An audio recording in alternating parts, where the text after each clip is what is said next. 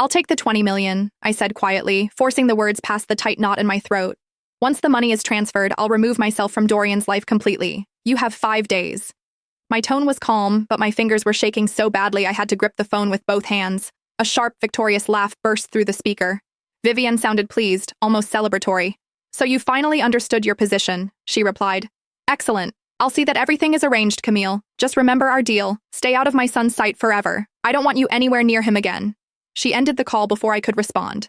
For a long moment, I didn't move. The sudden silence felt deafening, as if the world had been sucked out of the room. My phone slipped from my grasp and landed softly on the sofa. My eyes stung, but nothing fell. No tears, only the dull, hollow weight of giving up. If this had happened months ago, if I were still the woman I used to be, I would have fought back. I would have screamed, demanded answers, clung to Dorian with everything I had. But something in me had changed. I was too tired now, too broken to keep battling a world I never belonged to. I shut my eyes and released a shaky breath. This wasn't how our story was meant to end. 5 years earlier, I had found Dorian lying unconscious beside the road, his clothes soaked with blood, his memories erased by the crash that nearly killed him. At that time, I barely had anything myself. Just a run-down apartment with cracked walls, a thin mattress I bought secondhand, and enough money to scrape through each week.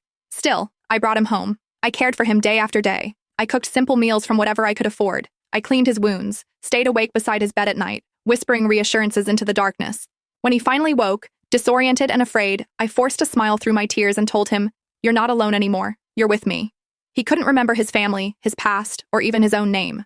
But somehow, he remembered me. In that tiny apartment, in that fragile little bubble we created, we fell in love. It wasn't grand or glamorous. It was raw, imperfect, real. He worked tirelessly, taking every odd job he could find, saving each dollar. At night, he'd hold my hand and murmur, "One day, Camille, I'll make sure you never have to struggle again. I'll give you everything." And eventually, he did. Because the truth came crashing back into our lives. Dorian wasn't a nobody. He was the heir to one of the most powerful corporate dynasties in the city, born into unimaginable wealth. When his memories returned, he took me with him into that glittering world of privilege and influence. I thought it was the beginning of our happily ever after. He stood up to Vivian, his cold, commanding mother who treated me like dirt under her heels. He slid a diamond ring onto my finger and vowed, "I choose you. Always.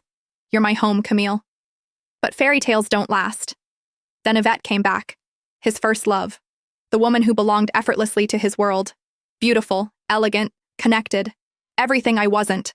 She returned as if she had never left, and little by little, I felt myself fading into the background. He forgot our 6th anniversary. I waited in the penthouse, dinner growing cold in front of me,